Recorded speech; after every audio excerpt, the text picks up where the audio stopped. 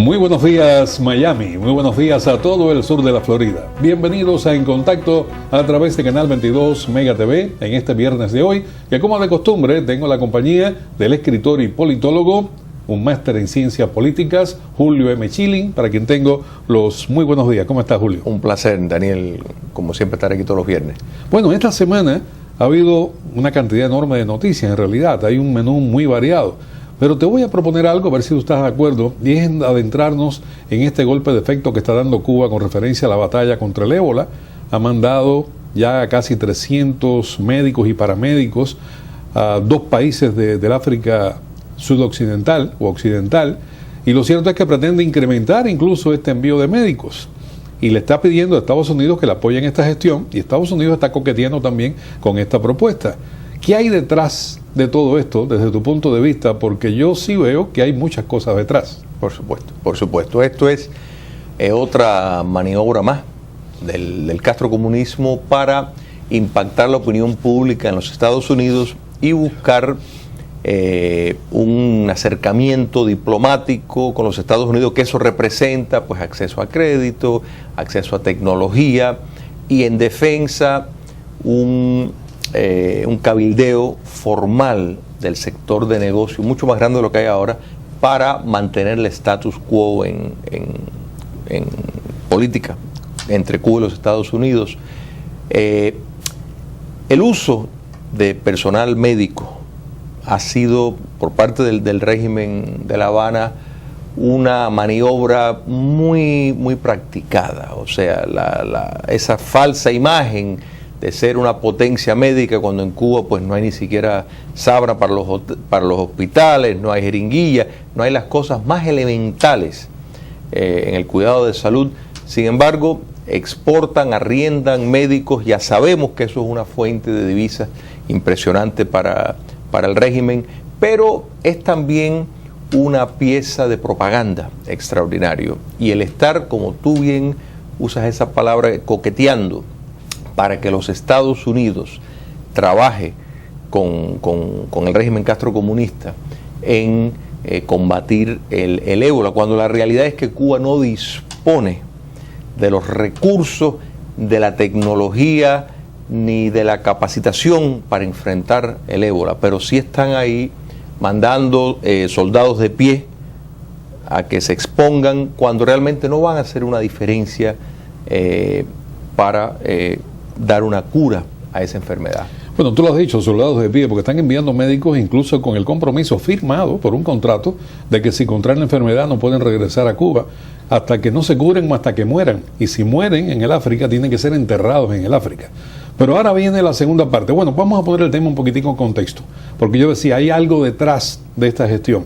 Bueno, una limpieza de imagen por parte de Cuba. El mundo está viendo ahora esta gestión como una gestión altamente humanitaria de un gobierno que tiene bajo control a un país pequeñito, pero que está haciendo un esfuerzo mundial, y esta es la imagen que está vendiéndole a nuestro planeta.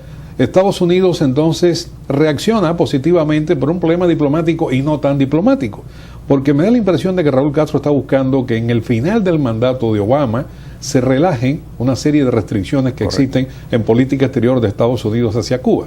Estoy pensando, por ejemplo, en que Obama pudiera sacar a Cuba de la lista de países que patrocinan el terrorismo, pudiera por otra parte abogar por algún crédito para Cuba.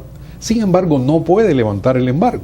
Muchas personas no saben que el embargo está codificado por el Congreso de los Estados Unidos y que ni siquiera el presidente puede tomar por una orden ejecutiva la decisión de levantarlo. Habría que llevarlo de nuevo al Congreso y discutirlo allí.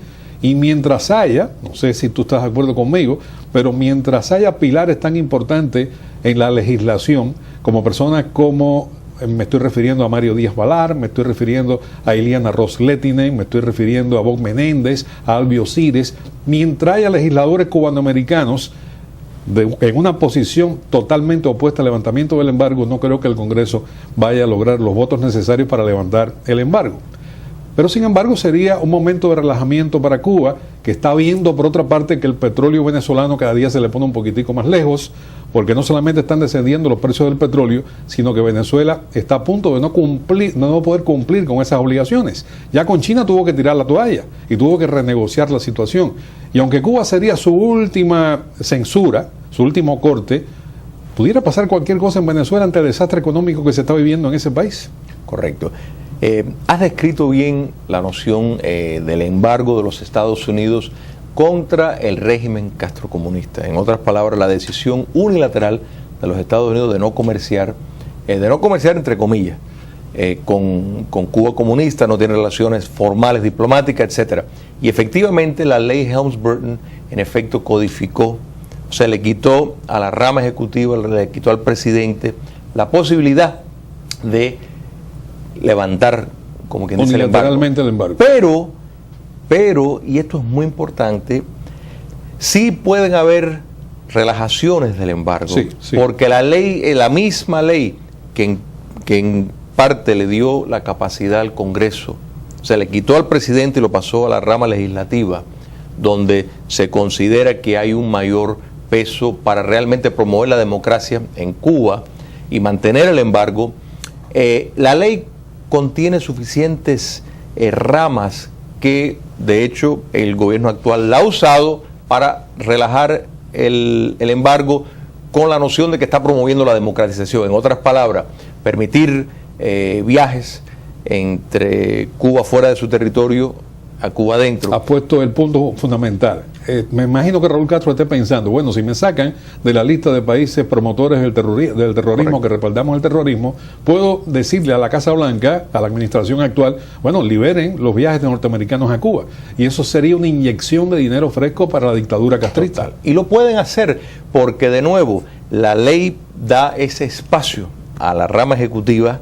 Entonces tú dices, bueno, ok, está bien, el embargo está ahí. Sin embargo, no funciona porque no se está aplicando. Correcto. Porque en efecto se ha desmoronado y lo que queda es un esqueleto. Y los viajes por razones de religión, por razones de cultura, personas que van a Cuba, ¿cómo se va a promover la democracia? Un viaje que van a aprender a bailar cha-cha-cha en La Habana. ¿Te das cuenta? Eso es la imagen con que se vende, pero en efecto lo tienes bien claro. La idea de que pueden ir turistas norteamericanos, que es el turista que más dinero deja. No, y por otra parte se convierte Cuba en una atracción un poco hasta de curiosidad. Correcto. De que el ciudadano norteamericano diga, bueno, voy a ir a ver, me voy a montar en la máquina del tiempo, porque ir a Cuba es como montarse en la máquina del tiempo, te vas a los años 50, a los finales de los 40, porque Cuba está detenida totalmente en el tiempo, no solamente desde el punto de vista político, sino también desde el punto de vista arquitectónico y social. Correcto. Ahora, Raúl Castro ha prometido que él abandona el poder en el año 2018. Pero como aquello es una monarquía de dedo, está preparando a su hijo para que asuma el poder. Ya es evidente que está preparando a su hijo, al que le está dando posibilidades y participación y anda con él en todo tipo de eventos, está presente en todo tipo de eventos. Me imagino que esté apostando a que Venezuela se le va a ir de las manos y que aquello se pudiera perder. Y la posibilidad de un turismo norteamericano para Cuba sería un rubro importantísimo. Porque por otra parte, ¿qué produce Cuba? Muy poco níquel está produciendo en este momento el rubro, las remesas. Oye, las remesas de Estados Unidos hacia Cuba están en el orden en estos momentos de los $3,000 millones al año. Están viajando 600,000 cubanos anualmente a Cuba. Y ahora que digo esto, bueno, esto es desde el punto de vista económico, y perdóname que esté corriendo tanto con la información, pero esto que acabo de decir ahora me preocupa también, con referencia al ébola, vamos a empatar el punto. Si Cuba comienza a seguir mandando personal médico y paramédico al África, y si comienza a estar en contacto con pacientes de ébola y comienzan a regresar estos individuos que sobrevivan y están en una cuarentena solamente de 21 días y no se toman medidas excepcionales, el ébola pudiera estar presente en Cuba. Pero si viajan 600,000 cubanos al año a Cuba, el ébola pudiera estar presente en Estados Unidos por intermedio de Cuba. Y esto sería una catástrofe para Cuba y un gravísimo problema para los Estados Unidos. Correcto, correcto. Y quisiera añadir la figura de remesas que diste, que está muy correcta, cuando le incluyes también las remesas en especie. Claro, claro. Estás hablando de otros 2.500 a 3.000 millones de dólares adicional. O sea, que estamos hablando de 6.000 millones aproximadamente. Es una bonanza de 5.000 a 6.000 millones de dólares al año que le está entrando entre remesas en efectivo y remesas en especie. O sea, productos que mandan los cubanos que viven fuera de su territorio. Es una industria, y volviendo al punto de ver cómo los médicos cubanos, contar de potencialmente poder salir del país, porque hay que entender que muchos de esos médicos, esto no son las misiones internacionalistas que la dictadura no quiere hacer creer, muchos de estos médicos van con la idea que estando allá pueden de alguna forma desertar o pueden de alguna forma hacer un contacto fuera del territorio para de una forma permanente poder salir de Bueno, fíjate de si esto es así, que se dice y lo publica ahora la propia dictadura. O sea, esto es un pronunciamiento oficial del director del IPK, el Instituto de Medicina Tropical de Cuba. El individuo creo que se llama Jorge Pérez, si la memoria no me traiciona. Y él ha dicho que hay 4.000 médicos que han pedido voluntariamente ir al África y que ellos están seleccionando.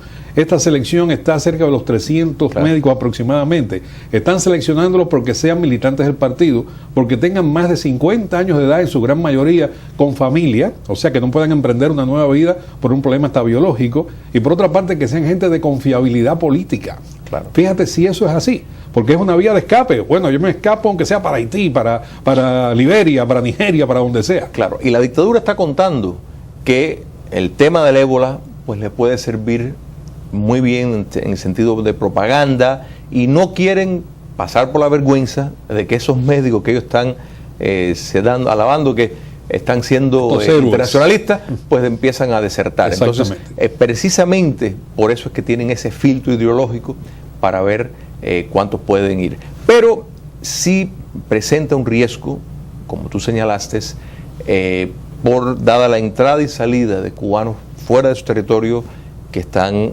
viajando a Cuba gracias a la relajación del presidente Obama, pues pone en riesgo a los Estados Unidos, porque sin duda Cuba comunista y el continente africano sobre todo siempre han tenido una conexión por los propósitos subversivos del régimen.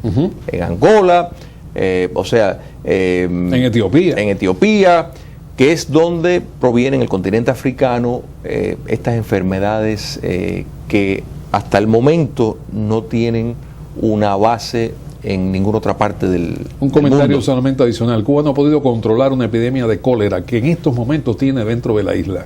El cólera, que había sido eliminado del mundo hace décadas. Exactamente. Y sin embargo no ha podido controlarlo.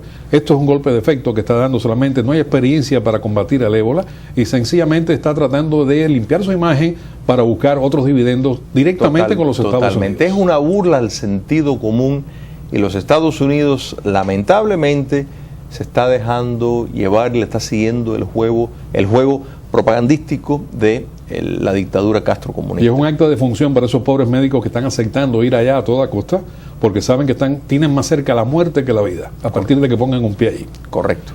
Te agradezco muchísimo, Chilling, por estar con nosotros en este viernes de hoy, enriqueciendo como siempre este programa. Gracias y te espero la semana próxima. Con mucho gusto. Continuamos ahora, amigos, nuestro magazine informativo En Contacto. Vamos a la pausa y después nuestro primer servicio profesional en este su programa En Contacto.